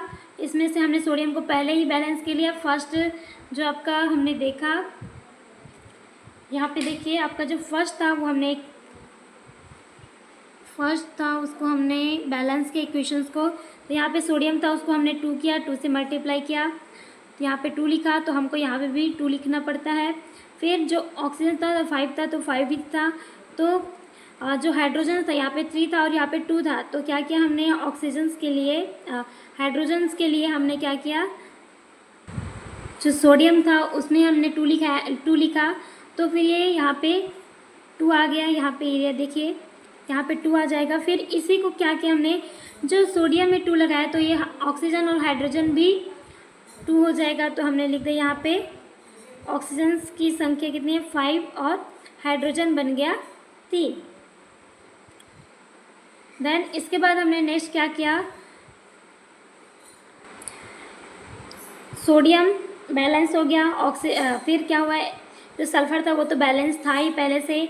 फिर जो यहाँ पे हाइड्रोजन था यहाँ पे 4 था और यहाँ पे 2 था, तो क्या किया हमने यहाँ पे 2 लगाया, तो 2 लगाने से यहाँ पे ये जो ऑक्सीजन थी यहाँ पे 4 और यहाँ पे 2 मिलकर ऑक्सीजन 6 हो गया। और ये जो हाइड्रोजन था यहाँ पे हाइड्रोजन ने हमें 2 किया तो यहाँ पे 4 हो गया। तो इस तरीके से हमारा जो हाइड्रोजन था वो भी बैलेंस हो गया और ऑक्सीजन था वो भी बैलेंस्ड हो गया। तो इस तरीके से आपको करना है स्टूडेंट्स।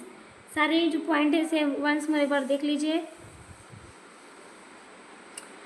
ये जो फर्स्ट था हमारा जैसा था वैसा हमने लिखा था। फिर नेक्स्ट क्या किया, जो सोडियम था उसमें 2 लगाया तो हाइड्रोजन और ऑक्सीजन दोनों भी पूरा उसमें एक एक बढ़ जाता है। फिर क्या होता है, यहाँ पे हम देखेंगे लास्ट जिसमें क्या था, यहाँ पे क्या था, यहाँ पे 5 था और यहाँ पे 6, यहाँ पे 5 था, यहाँ पे 6 था और यहाँ पे 4 था और यहाँ पे 2 था। तो 2 में क्या किया हमने, यहाँ पे 2 से मल्टीप्लाई किया, यहाँ पे 4 हो गया और हाइड्रोजन 4 हो गया, यहाँ पे हमने 2 लगाया, यहाँ पे 2 लगाया है स्टूडेंट्स, फिर यहाँ पे 4 हो गया। और जो ऑक्सीजन था यहाँ पे 5 था, तो यहाँ पे 6 हो गया, एक ऑक्सीजन बढ़ गया, यहाँ पे 4 और यहाँ पे 2, तो ये कितना हो गया, ऑक्सीजन भी 6 हो गया। तो इस तरीके से हमारा जो इक्वेशन है वो बैलेंस हो जाता है। तो नेक्स्ट है हमारा, हमने क्या देखा कि जो रासायनिक अभिक्रिया में भाग लेते हैं वो पदार्थ है वो परिवर्तित हो जाते हैं, तो उसे क्या कहते हैं, उत्पाद कहते हैं, यानी प्रोडक्ट कहते हैं। जो आपका राइट हैंड साइड रहता है, यानी कि राइट हैंड साइड है, तो ये क्या हो गया आपका प्रोडक्ट। और इस क्रिया में यानी इस जो रिएक्शंस होता है उसमें बंधन टूट जाते हैं, बॉन्ड टूट जाते हैं और कुछ नए बॉन्ड बनते हैं। यानी इस साइड है, मतलब लेफ्ट हैंड साइड है, उस तरफ जो बॉन्ड है वो बनते हैं और राइट साइड बंधन यानी रिएक्शंस में बॉन्ड टूटते हैं और बॉन्ड का बनना ही क्या कहलाता है, रासायनिक अभिक्रिया या फिर केमिकल रिएक्शंस। ताकि क्या कर सके, जो अभिकारक है यानी जो रिएक्टेंट है वो प्रोडक्ट में बदला जा सके। और हम आगे पढ़ेंगे इसके बारे में। अब हम देखेंगे types of chemical reactions. Chemical reactions के टाइप्स हम देखने जा रहे हैं स्टूडेंट्स। तो कितने प्रकार के होते हैं वो देखेंगे कि chemical reactions are classified into the following 4 types in accordance with the nature and the number of reactants and the product. तो जो है रासायनिक प्रतिक्रिया है उसके प्रकार है, तो उसके प्रकार कितने होते हैं, प्रोडक्ट रिएक्टेंट और जो प्रोडक्ट होते हैं उसकी प्रकृति, उनकी नेचर और नंबर्स यानी संख्या के अनुसार वही 4 प्रकार में इसे क्लासिफाइड किया जाता है, 4 प्रकार के उसको वर्गीकृत किया जाता है। तो फर्स्ट है आपका कॉम्बिनेशन रिएक्शंस। तो कॉम्बिनेशन रिएक्शंस किसे कहते हैं, सिंपल सा है, combination reactions 2 or more reactant combined in a reaction to form a single product. It is a combination reaction। जब 2 या 2 से अधिक जो रिएक्टेंट है वो मिलकर एकल उत्पाद बनाते हैं यानी सिंगल प्रोडक्ट बनाते हैं, तो उसे क्या कहेंगे कॉम्बिनेशन रिएक्शंस। फॉर एग्जांपल के लिए हम देखेंगे मैग्नीशियम प्लस ऑक्साइड। तो हम यहाँ पे देखेंगे मैग्नीशियम प्लस ऑक्सीजन देख लेते हैं, मैग्नीशियम प्लस ऑक्सीजन देखेंगे तो ये क्या करेगा, इसमें 2 प्रोडक्ट हैं। कितने प्रोडक्ट है, फर्स्ट है मैग्नीशियम, देन सेकंड है ऑक्सीजन। तो ये दोनों प्रोडक्ट मिलकर ये दोनों रिएक्टेंट मिलकर से एक सिंगल प्रोडक्ट बनाते हैं, उसे कहेंगे हम कॉम्बिनेशन रिएक्शंस। तो ये क्या बनाएगा, मैग्नीशियम ऑक्साइड, तो इसे कहेंगे हम, और यहाँ पे बैलेंस कर देंगे, ये हो जाएगा आपका कॉम्बिनेशन रिएक्शंस का सिंपल सा एग्जाम्पल है। तो ये हो गया फर्स्ट, हम लिख देंगे यहाँ पे कॉम्बिनेशन रिएक्शन। 2 रिएक्टेंट मिलकर एक या फिर एक से अधिक है वो रिएक्टेंट है, यहाँ पे कितने रिएक्टेंट है, 1 और 2 रिएक्टेंट है, तो ये दोनों मिलकर एक सिंगल प्रोडक्ट बनाते हैं। क्या बना रहे हैं, मैग्नीशियम ऑक्साइड। तो ये कहलाता है आपका कॉम्बिनेशन रिएक्शंस। फिर सेकंड है आपका डिकम्पोजिशन रिएक्शंस। अब डिकम्पोजिशन रिएक्शंस क्या होता है, तो एक फर्स्ट ऑफ कॉम्बिनेशन रिएक्शंस की और जो उदाहरण है आपकी टेक्स्ट बुक में दिया है, जैसे कि है अमोनिया है प्लस हाइड्रोजन क्लोराइड है। तो इसका ये क्या है, 2 रिएक्टेंट है। ये स्टूडेंट्स ये आपका लेफ्ट हैंड साइड का रिएक्टेंट है, वो 2 रिएक्टेंट या फिर 2 से इसमें और एक रिएक्टेंट हो सकता है, 3 या फिर हो सकते हैं रिएक्टेंट। तो फिर वो क्या करते हैं, एक सिंगल प्रोडक्ट बनाते हैं, जहाँ पे बना है अमोनियम क्लोराइड। तो ये क्या है, कंपोजिशन रिएक्शंस। फिर नेक्स्ट है आपका डिकम्पोजिशन रिएक्शंस। क्या होता है, the chemical reaction in which 2 or more products are formed from a single reactant is a decomposition reaction। Decomposition reactions क्या होता है, वह रासायनिक अभिक्रिया यानी वह केमिकल रिएक्शन जिसमें एक या फिर अभिकारक है यानी रिएक्टेंट है, 2 या 2 से अधिक क्या बनाते हैं, प्रोडक्ट बनाते हैं, उसे हम क्या कहेंगे, डिकम्पोजिशन रिएक्शन या फिर अपघटन अभिक्रिया कहते हैं। तो ये हो गया आपका डिकम्पोजिशन रिएक्शन। यहाँ पे देखेंगे हम डिकम्पोजिशन रिएक्शंस का एग्जाम्पल यहाँ पे क्या है, कैल्शियम कार्बोनेट है, वो क्या कर रहे हैं, जो इसमें क्या है, रिएक्टेंट है, वो क्या करते हैं, दो या फिर दो से अधिक क्या बनाते हैं, प्रोडक्ट बनाते हैं, उसे कहेंगे हम डीकम्पोजिशन रिएक्शंस। यहाँ पे रिएक्टेंट है, रिएक्टेंट एक है और इसमें क्या कर रहा है, दो प्रोडक्ट बना रहा है, दो या फिर दो से अधिक प्रोडक्ट बनाते हैं, उसे कहेंगे हम डीकम्पोजिशन रिएक्शन। और देखते एग्जाम्पल के लिए, तो यहाँ पे है जल है यानी 2H2 है, जो क्या है, लिक्विड है, तो क्या कर रहा है, वो हाइड्रोजन और ऑक्सीजन बना रहा है, तो ये हो जाएगा, ये रिएक्टेंट है और इसमें दो प्रोडक्ट बन रहे हैं यानी दो उत्पाद बन रहे हैं, तो ये कहलाएगा डीकम्पोजिशन रिएक्शन। रिएक्शंस अब हम देखेंगे थर्ड टाइप आपका रिएक्शंस देखेंगे, क्या है, डिस्प्लेसमेंट रिएक्शंस। तो डिस्प्लेसमेंट रिएक्शंस क्या होता है, डिस्प्लेसमेंट रिएक्शंस मतलब होता है विस्थापन अभिक्रिया या फिर प्रतिक्रिया।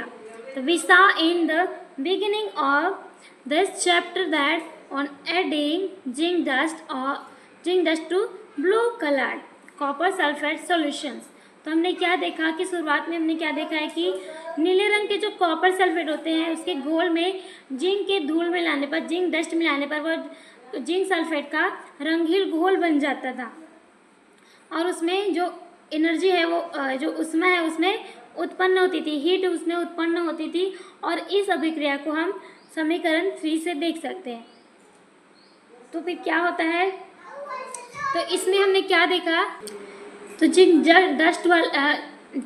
डस्ट वाला हमने देखा, उस रिएक्शन में हमने ये पाया कि जो जिंक है वो एटम से बने जिंक Zn2+ आयन पर कॉपर सल्फेट में कॉपर 2 आयनों की जगह लेते हैं, और जो कॉपर 2 आयन है वो कॉपर परमाणु बाहर निकलते हैं। तो हमने देखा है, इसका मतलब ये होता है कि जो जिंक है वो कॉपर सल्फेट से कॉपर को विस्थापित कर देता है। तो हमने देखा था जो कॉपर है वो कॉपर सल्फेट को, जिंक है वो जिंक सल्फेट से और जो कॉपर को विस्थापित कर देता है।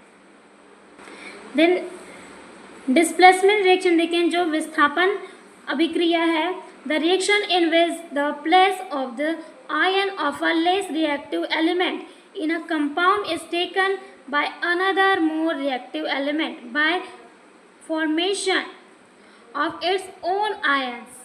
It is called displacement reaction। मतलब वह अभिक्रिया जिसमें किसी यौगिक में कम क्रियाशील तत्व के उसके आयन का जो स्थान है कोई दूसरा अधिक क्रियाशील जो तत्व है, एलिमेंट्स है, वे अपने स्वयं आयन बनाकर ले लेता है, वो कहलाता है विस्थापन अभिक्रिया या फिर डिस्प्लेसमेंट रिएक्शंस। इसका हमने देखा, एग्जाम्पल के लिए देखेंगे हम। एग्जाम्पल के लिए हमने देखा था, ये है एग्जाम्पल, जो कॉपर सल्फेट है, ये क्या कर copper sulphate plus zinc dust हमने क्रिया कराया तो क्या बना, zinc sulphate plus copper ion बना, तो कॉपर सल्फेट कॉपर बना।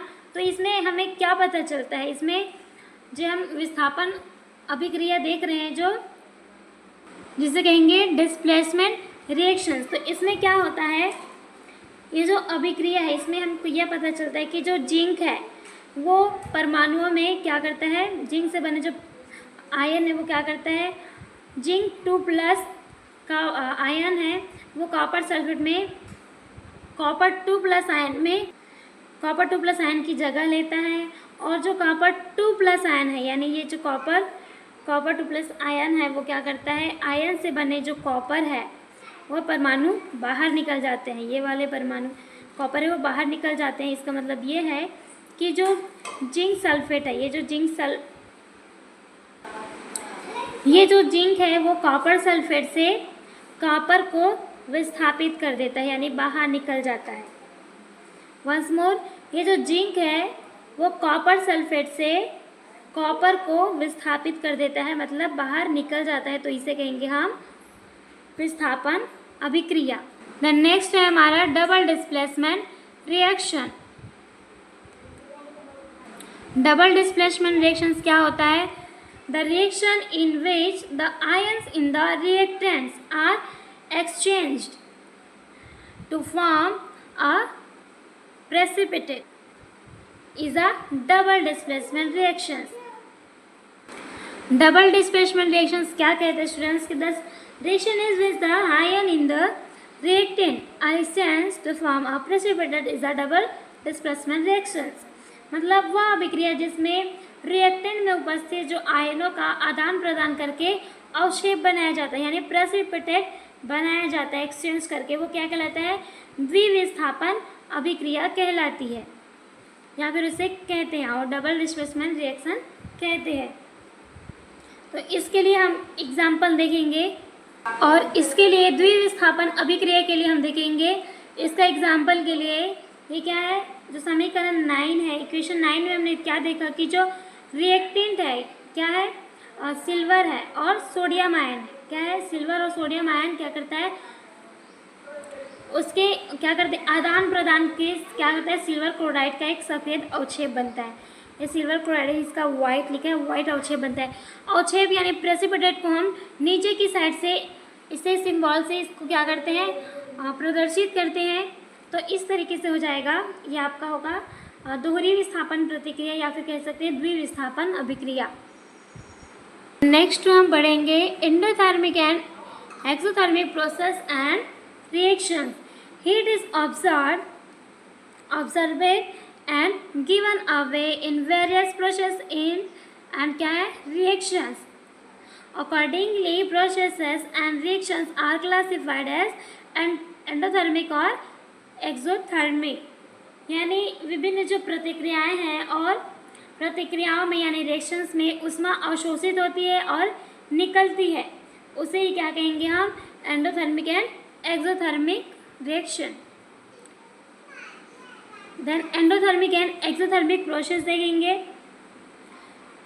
Heat from outside is observed during some physical changes, for example melting of ice, dissolutions of potassium nitrate in water, therefore these are endothermic processes। Endothermic and exothermic process में हम देख रहे हैं कि कुछ जो physical जो चेंजेस है, परिवर्तन है, उसके दौरान उस बाहर से ऊष्मा अवशोषित होती है। और उदाहरण के लिए हम देख सकते हैं, इससे एग्जांपल के लिए मेल्टिंग ऑफ आइस यानी बर्फ का पिघलना, मेल्ट होना, dissolutions of potassium nitrate in water, पानी में पोटेशियम नाइट्रेट का घुलना। और ये क्या है, इसलिए क्या है, ये एंडोथर्मिक प्रोसेस है, प्रक्रियाएं है। Then on the other hand it is given away during some physical changes, for example formation of ice from water, dissolutions of sodium hydroxide in water, therefore these are exothermic processes। और दूसरी ओर हम क्या देख सकते हैं, physical change है, उसमें ऊष्मा निकलती है, इसमें क्या होती है, ऊष्मा अवशोषित होती है, ऑब्जर्व करती है, देन इसमें क्या होती है, निकलती है। मतलब फिजिकल चेंजेस फॉर एग्जांपल क्या है, इसमें जो एक्सोथर्मिक है उसमें ऊष्मा निकलती है। तो इसे उदाहरण के लिए हमने क्या देखा है, formation of ice from water यानी पानी से बर्फ बनना। सेकंड एग्जांपल देखा, dissolution of sodium hydroxide in water यानी पानी में सोडियम हाइड्रोक्साइड का घुलना। और ये दोनों क्या है, एक्सोथर्मिक प्रोसेस है। Then in the process of dilution of concentrated sulfuric acid with water, very large amount of heat liberated. As a result, water gets evaporate instantaneously if it is poured into the concentrated sulfuric acid, which may cause an accident. To avoid this, required amount of water is taken in a glass container and small quantity of concentrated sulfuric acid at a time is added with stirring. Therefore, only a small amount of heat is liberated at a time. और यहाँ पे ये बताया गया है कि जो सांद्र sulphuric acid है उसको पानी में घोलने की प्रक्रिया में क्या होती है, बहुत बड़ी मात्रा में ऊष्मा निकलती है। और उसका रिजल्ट यह होता है कि अगर सांद्र सल्फ्यूरिक एसिड को पानी में डाला जाए तो वह तुरंत वाष्पित हो जाता है, जिससे दुर्घटना हो सकती है। तो इससे स्टूडेंट्स आपको बहुत इंफॉर्मेटिव जानकारी है, इसे आपको याद रखना है। देन इसे बचने के लिए क्या कर सकते हैं, ग्लास कंटेनर में क्या करें, आवश्यक मात्रा में पानी लिया जाता है और एक बार सांद्र सल्फ्यूरिक यानी कॉन्सेंट्रेटेड मतलब जो सल्फ्यूरिक एसिड है उसमें थोड़ी मात्रा में हिलाते हैं, उसमें मिलाया जाता है, इसलिए एक बार में केवल थोड़ी मात्रा में ही उसमें निकलती है। अगर उसमें क्या करें, पानी डाला जाए तो वह तुरंत वाष्पित हो जाता है, जिससे वो दुर्घटना हो सकती है। उसके लिए क्या कर सकते हैं आप, ये थोड़ी मात्रा में ही उसमें निकलते हैं, उस तरीके से आप क्या करें, सांद्र सल्फ्यूरिक अम्ल को थोड़ी मात्रा में हिलाते हुए मिलाएं। नेक्स्ट हम पढ़ेंगे factor affecting the rate of a chemical reactions, यानी रासायनिक प्रतिक्रिया के दर को प्रभावित करने वाले कारक। तो फर्स्ट है आपका नेचर ऑफ रिएक्टेंट यानी अभिकारकों की प्रकृति। On reactions of both aluminium and zinc with dilute hydrochloric acid एस्टोगेस is liberated and water soluble salt of this metal are formed. However, the reactions of aluminium metal takes place faster as compared to zinc metal. The nature of the metal is responsible for this difference. Aluminium is more reactive than zinc. Therefore, the rate of reactions of aluminium with hydrochloric acid is higher than that of zinc. तो जो nature of reactant यानी अभिकारकों की प्रकृति है वो क्या करती है, रासायनिक अभिक्रिया की दर को कैसे प्रभावित करती है। तो हम देखते हैं कि जो तनु हाइड्रोक्लोरिक जो अम्ल है वो हाइड्रोजन के साथ और एल्यूमिनियम के साथ और जिंक की अभिक्रिया होने पर गैस मुक्त करती है। जो हाइड्रोक्लोरिक तनु है क्या करती है, वो एल्यूमिनियम, जिंक और हाइड्रोजन के साथ अभिक्रिया करने पर वो गैस को मुक्त करती है, फ्री करती है। और इन धातुओं में जल है वो घुलनशील लवण बनते हैं। हालांकि जब जिंक है वो उसकी तुलना में एल्यूमिनियम की धातु की उसमें अभिक्रिया है वो तेज़ी से होती है। तो इसको समझने के लिए तो फर्स्ट हम देख रहे थे स्टूडेंट्स, फर्स्ट ये आपको सिर्फ इतना ही लिखना है कि जो नेचर ऑफ द रिएक्टेंट है उसमें लिखना है कि नेचर ऑफ रिएक्टेंट की जो प्रकृति है उसकी प्रतिक्रियाशीलता है वह रिएक्टेंट दर को प्रभावित करते हैं और रासायनिक अभिक्रिया की दर। देन एग्जाम्पल के लिए आप लिखना है AI मतलब एल्यूमिनियम जिंक से अधिक अभिक्रियाशील है, इसलिए कि जो एल्यूमिनियम है वो हाइड्रोक्लोरिक अम्ल के साथ अभिक्रिया की दर जो जिंक है उससे अधिक है। तो फर्स्ट आपका रहेगा उसमें आपको एग्जाम्पल में से कितना लिखना है, aluminium is more reactive than zinc, therefore the rate of reactions of aluminium with hydrochloric acid is higher than that of zinc. तो इतना आपको लिखना है एग्जाम्पल में कि जो एल्यूमिनियम है वो जिंक से अधिक अभिक्रियाशील है और इसलिए therefore the rate of reactions of aluminium with hydrochloric acid. तो आपको लिखना है इसलिए कि जो एल्यूमिनियम है वो हाइड्रोक्लोरिक अम्ल के साथ अभिक्रिया की दर जिंक से अधिक है, higher than that of zinc. तो इसको आपको एग्जाम्पल में लिखना है। देन नेक्स्ट है, देन सेकंड है B number, size of the particles of reactant. तो इसमें आपको लिखना है smaller the size of the reactant particle higher is the rate of the reactions. Then इसका आपका सिंपल से एग्जाम्पल लिखना है, when hydrochloric is added to pieces of Shahabad tile the carbon dioxide effervescence is formed slowly. However, when hydrochloric is added to शादाबाद powder with carbon dioxide. Then next है आपका third number है concentrations of the reactants. C number है, C number में इसमें आपको सिर्फ इतना लिखना है कि the rate of chemical reactions increases with increase in the concentration of the reactant. तो इतना आपको लिखना है। देन इसका एग्जाम्पल में आपको लिखना है, यहाँ पे दिया गया है dilute HCl reacts slowly with calcium carbonate, whereas concentrated HCl react rapidly with calcium carbonate. तो इसे इतना ही लिखना है आपको. Then next है once more C number concentrations of the reactants.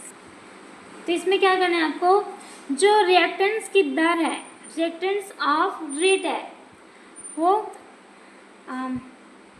मतलब अभिकारकों की जो दर है वो क्या करेगी, केमिकल रिएक्शंस की उसके अभिकारकों की जो सांद्रता है यानी रिएक्टेंट्स की जो कॉन्सेंट्रेट है उसमें वृद्धि के साथ बढ़ जाती है. तो इसे इतना लिखना है. देन उदाहरण के लिए आपको दिया गया है जो तनु एसिड है, डायल्यूट HCl है, उसमें कैल्शियम कार्बोनेट के साथ धीमी गति से रिएक्टेंट्स मतलब प्रतिक्रिया करता है, जबकि जो सांद्र HCl है, जैसे कॉन्सेंट्रेट HCl है, वो कैल्शियम कार्बोनेट के साथ तेजी से क्या करते हैं, रिएक्शंस करता है.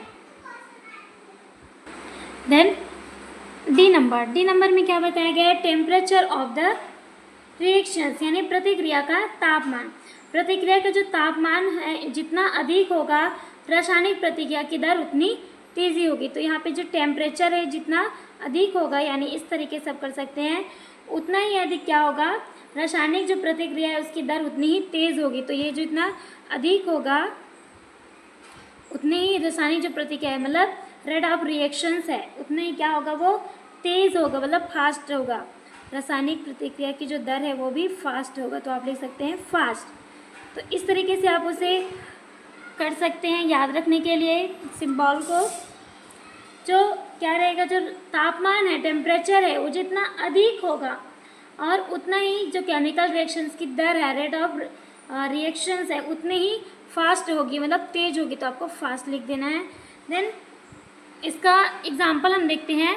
इसके एग्जांपल के लिए जैसे एग्जांपल हम देखते हैं कि जो रेफ्रिजरेटर है उसका तापमान बहुत कम होता है, तो फिर इसलिए जल्दी ख़राब होने वाले जो खाद्य पदार्थ है उसके सड़ने की जो दर है, मतलब जो सड़ता है जो खाद्य पदार्थ है, अगर उसे रेफ्रिजरेटर में नहीं रखेंगे तो सड़ जाएगा.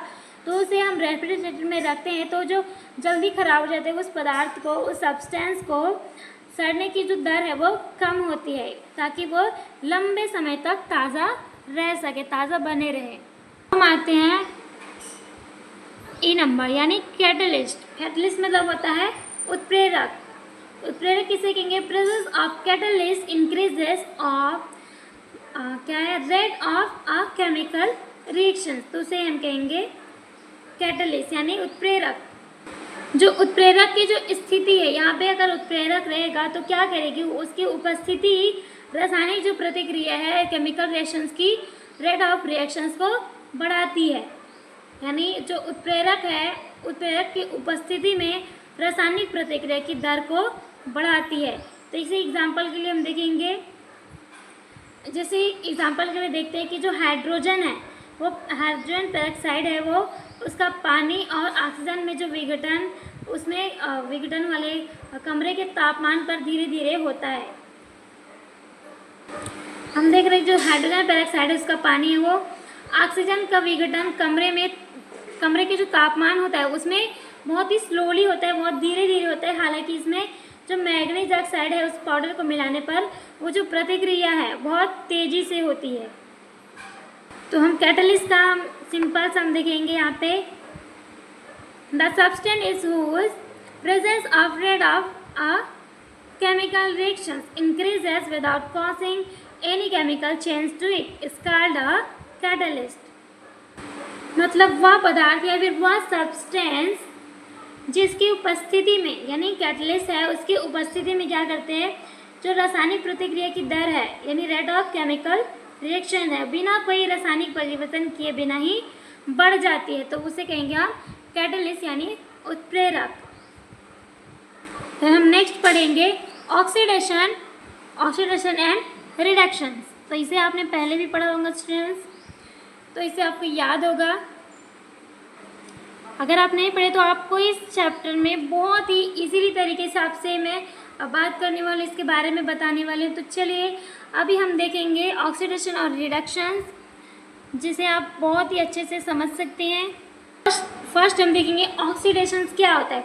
The chemical reaction in which a reactant combines with oxygen or loses hydrogen to form a product is called oxidation reactions। मतलब वह रासायनिक अभिक्रिया जिसमें अभिकारक ऑक्सीजन के साथ कंबाइन होता है और हाइड्रोजन के साथ हाइड्रोजन को क्या करता है, लॉस करता है, उसको त्याग कर क्या बनाता है, प्रोडक्ट बनाता है, तो क्या कहेंगे, ऑक्सीडेशन रिएक्शंस। तो यहाँ पे एग्जांपल में हम देखेंगे कि जो अभिक्रिया है यानी जो आपके 20 जो रिएक्शंस है और 21, ये 20 और 21 में हम क्या देखते हैं कि जो ऑक्सीजन है, ये जो ऑक्सीजन है वो कंबाइन होकर क्या बनाता है, मैग्नीशियम ऑक्साइड और कार्बन डाइऑक्साइड बनाता है। और 22 और 23 जो इक्वेशन है उसमें जो रिएक्टेंट है, ये जो आपका रिएक्टेंट है वो हाइड्रोजन गैस को निकाल देता है, यानी ये सभी क्या है, ऑक्सीकरण के एग्जाम्पल्स हैं। इस फर्स्ट 20 और 21 इक्वेशन में हम देखा कि जो ऑक्सीजन क्या होता है, कंबाइन होकर मैग्नीशियम ऑक्साइड और कार्बन डाइऑक्साइड बनाता है। लेकिन 22 और 23 में हमने इक्वेशन में देखा कि जो ऑक्सीजन है वो क्या करता है, हाइड्रोजन को लॉस करता है और क्या करता है, गैस निकलता है। तो इसे कहेंगे हम, ये सारे क्या है, ऑक्सीडेशन रिएक्शन यानी ऑक्सीकरण अभिक्रिया। और कुछ जो ऑक्सीडेशन रिएक्शन है वो ऐसे नहीं होती, उसमें क्या लगता है, कुछ पदार्थ के रासायनिक जो पदार्थ है उसमें यूज़ होती है। तो हम यहाँ पे देखेंगे फॉर एग्जांपल के लिए एथिल अल्कोहल है, जिसमें क्या कर रहे हैं, यहाँ पर क्या है, अम्लीय क्या है, पोटेशियम डाइक्रोमेट है, इसमें अभिकारक है एथिल अल्कोहल यानी रिएक्टेंट है। ये ऑक्सीकरण के लिए क्या करते हैं, ऑक्सीजन को अवेलेबल कराते हैं, उपलब्ध कराते हैं। और रासायनिक पदार्थ जो ऑक्सीकरण जो है ऑक्सीजन उपलब्ध कराते हैं, ये जो ऑक्सीजन है उसे क्या करते हैं, अवेलेबल करते हैं ताकि उसमें ऑक्सीडेशन हो सके। यहाँ पे क्या करें, कुछ जो ऑक्सीडेशन है वो ऐसी नहीं होती, उसमें कुछ रासायनिक जो पदार्थ है उसके उपयोग से होती है। तो हम देखेंगे यहाँ पे ऑक्सीजन है यहाँ पे, तो ये ऑक्सीजन उपलब्ध कराकर ऑक्सीकरण की जो अभिक्रिया है उसे लाते हैं, यानी उस पर रिएक्शन होता है और क्या होता है, अवेलेबल आर कॉल्ड ऑक्सीडेंट और ऑक्सीडाइजिंग एजेंट, और इसे क्या कहेंगे, ऑक्सीडेंट या फिर ऑक्सीकरण एजेंट कहते हैं। और वे रिएक्शन जिसमें हाइड्रोजन है वे क्या करते हैं, प्राप्त करते हैं, हाइड्रोजन को क्या करते हैं, प्राप्त करते हैं यानी लेते हैं, उसको क्या कहेंगे, रिडक्शन रिएक्शन। तो यहाँ पे देखते हैं, when hydrogen gas is passed over black copper oxide और reddish colour layer of copper is form. यहाँ पे हम क्या देख रहे हैं, जो कॉपर ऑक्साइड है, जब हाइड्रोजन गैस को क्या करते हैं, काले कॉपर ऑक्साइड पर उसके ऊपर प्रवाहित किया जाता है, उस पर डाला जाता है, तो क्या करते हैं, तो कॉपर है वो एक लाल रंग की परत बन जाती है। और ये जो रिएक्शंस है इसमें क्या होता है कि ऑक्सीजन है, वो ऑक्सीजन का एक परमाणु है, वो क्या करता है कि जो कॉपर ऑक्साइड है, ये कॉपर ऑक्साइड है, उससे दूर चला जाता है, जिसका अर्थ यह है कि जो कॉपर ऑक्साइड का अपचयन हुआ है यानी रिडक्शन हुआ है। जबकि क्या होता है, जो ऑक्सीडेशन होता है उसमें क्या होता है, ऑक्सीजन परमाणु को ऑक्सीडेशन में जब कि हाइड्रोजन है अणु है वो ऑक्सीजन परमाणु को ले लेता है और पानी यानी H2O बनाता है, जिसका अर्थ है कि जो हाइड्रोजन है वो ऑक्सीकरण होता है, हाइड्रोजन का ऑक्सीकरण होता है। इस प्रकार जो ऑक्सीकरण है और अपचयन जो अभिक्रिया है यानी ऑक्सीडेशन एंड रिडक्शन जो रिएक्शन है वो एक साथ होती है। जैसे कि हम यहाँ पे देखेंगे, जिसे ऑक्सीडेशन प्लस रिडक्शन है उसे हम क्या कहेंगे, रेडॉक्स रिएक्शंस, यानी दोनों की जो अभिक्रिया है जो साथ साथ होती है उसे हम कहेंगे रेडॉक्स अभिक्रिया। वंस मोर, यहाँ पे क्या बताया गया है कि जो अभिक्रिया है उसमें ऑक्सीजन का एक परमाणु कॉपर ऑक्साइड से दूर चला जाता है। ऑक्सीजन है उसका क्या कहते हैं, एक परमाणु है जो कॉपर ऑक्साइड से दूर चला जाता है, यहाँ पे नहीं है, ऑक्साइड नहीं है यानी ऑक्सीजन नहीं है, जिसका मतलब ये होता है कि जो कॉपर ऑक्साइड का अपचयन होता है, जो कॉपर है वो दूर चला जाता है कॉपर से, तो कॉपर ऑक्साइड का अपचयन हुआ है। और जबकि हाइड्रोजन अणु क्या करता है, ऑक्सीजन परमाणु को ले लेता है और H2O बनाता है, जिससे इसका अर्थ ये होता है कि जो हाइड्रोजन है उसका ऑक्सीकरण हुआ है। तो अब इसमें क्या करना है, इस प्रकार जो ऑक्सीकरण और अपचयन है वो अभिक्रिया एक साथ होती है, और जो ऑक्सीडेंट है यानी हमने पढ़ा ऑक्सीडेंट को जो अपचयन करता है यानी अपचयन जो करता होता है वह अपचयित करता है। तो फिर क्या होता है, ऑक्सीकरण और अपचयन जो अभिक्रिया है इस विशेषता के कारण दोनों शब्दों के स्थान पर एक ही शब्द कर देते हैं, जिसको कहते हैं हम रेडॉक्स। जो ऑक्सीकरण अभिक्रिया और ऑक्सीडेशन और रिडक्शन है वो एक साथ होती है, तो इसे हम क्या कहेंगे, रेडॉक्स कह दिया जाता है, जिसे कहेंगे रिडक्शन प्लस ऑक्सीडेशन। तो यहाँ पे बहुत इंपॉर्टेंट पॉइंट दिए हैं जो आपके लिए बहुत ज़रूरी है, तो हम इसे देखेंगे क्या है।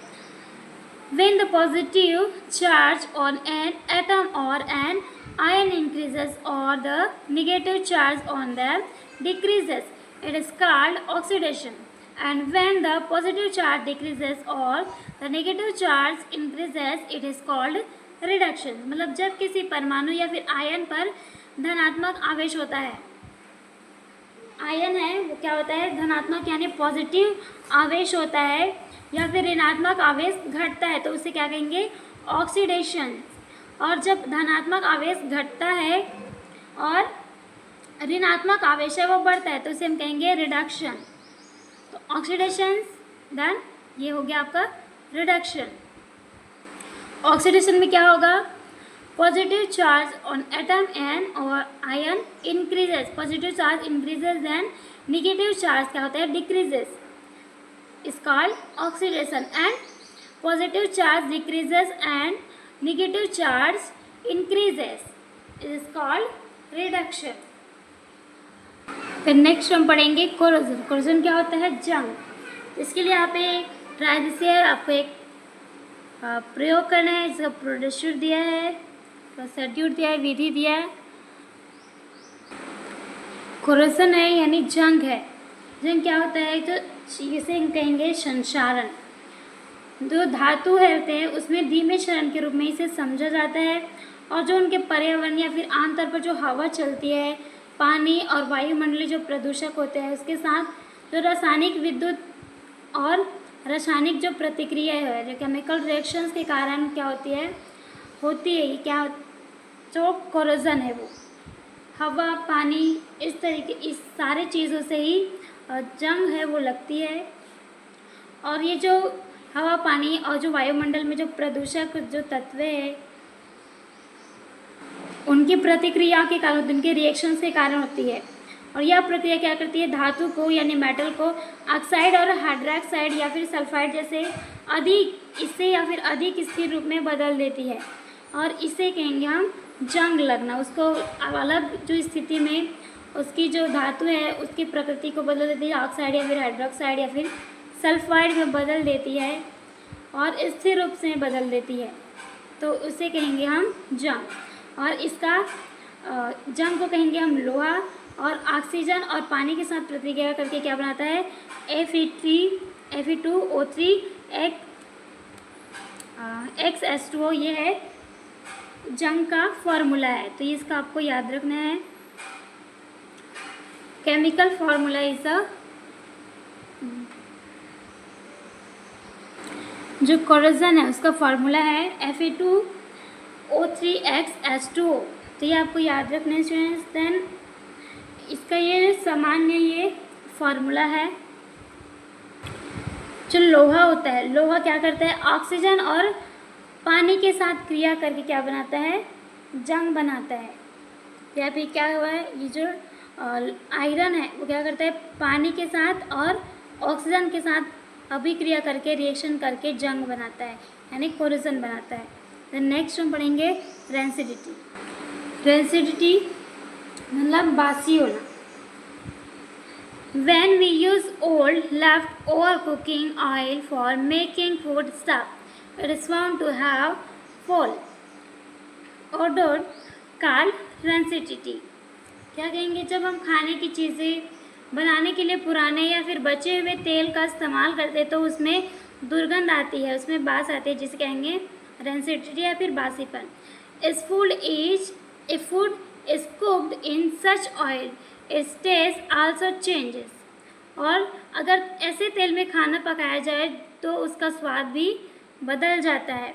When oil or ghee is left aside for a long time or fried food is left aside for a long time, it undergoes oxidation and becomes rancid।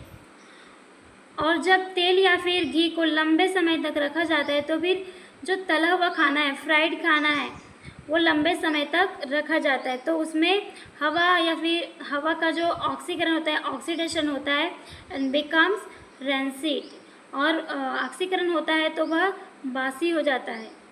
Rancidity in the foodstuff cooked in oil और ghee is prevented by using antioxidant. और तेल या फिर घी में पकाए जाने वाले जो खाने हैं उन चीज़ों में बासीपन को एंटीऑक्सीडेंट का इस्तेमाल करके रोका जा सकता है या फिर रोका जाता है। The process of oxidation reaction of food stuff can also be slow down by storing it in air tight container.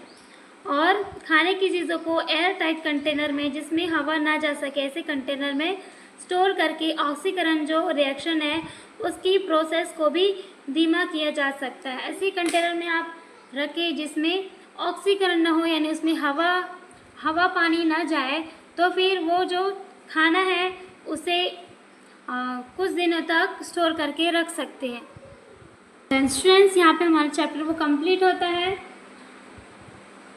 और फिर हम आगे नेक्स्ट वीडियो में हम देखेंगे क्वेश्चन आंसर और इसके अगले चैप्टर हम पढ़ने वाले हैं।